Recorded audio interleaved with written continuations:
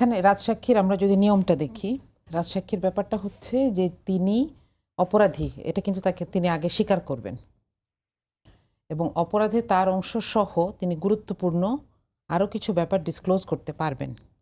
কারণ এখানে একজন আদেশ দেয়, একজন বাস্তবায়ন করে, একজন লুকাতে হেল্প করে, তাই তো?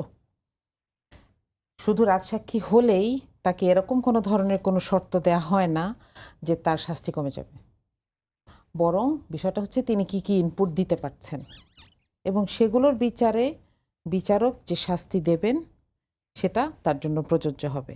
রাজসাক্ষী দেওয়ার জন্য তাকে হয়তো কিছু রেয়াত দেয়া হতে পারে, কিন্তু ব্যাপারটা হচ্ছে যে একজন যখন এটা বলেন তাকে তো অস্বীকার করা যাবে না। কেন যাবে না?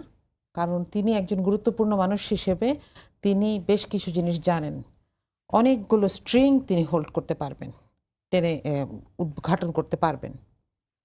তখন দেখা হোক যে সেখানে আসলে কোনো প্রমাণ আছে কিনা, নাকি উনি ভিত্তিহীন কথা বলছেন, এবং সেটার ভিত্তিতেই বিচারক সিদ্ধান্ত নেবেন। আমরা এটুকু আশা করতে পারি, কারণ বিচার ব্যবস্থাকে বাইরে থেকে তো এর বেশি প্রভাবিত করার উপায় নাই। আর আপনি এই যোগসাজশের কথা বলছিলেন, এটা বাংলাদেশে সম্ভব, দুঃখজনক হলেও হ্যাঁ এটা সম্ভব। আমরা এর আগে এটাও দেখেছি যে মৃত্যুদণ্ডের আসামিকেও রাষ্ট্রপতি ক্ষমা করে দিচ্ছেন, এর আগে দেখেছি আমরা, তাই না?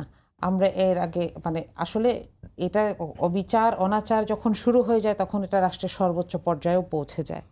কিন্তু সিস্টেমটা যে কারণে রাখা হয়েছে সেটাকে তো আমাদের সম্মান করতে হবে, এবং আমি মনে করি যে এটা একটা সুযোগ। বিচার ব্যবস্থা এই সুযোগটা নিতে পারে এবং পরবর্তীতে তাকে তার প্রাপ্য শাস্তি দিক, অসুবিধা নাই, অথবা তাকে যদি তার প্রাপ্য শাস্তি থেকে কোনো কিছুতে কম দিক, সেটা তো অসুবিধা নাই।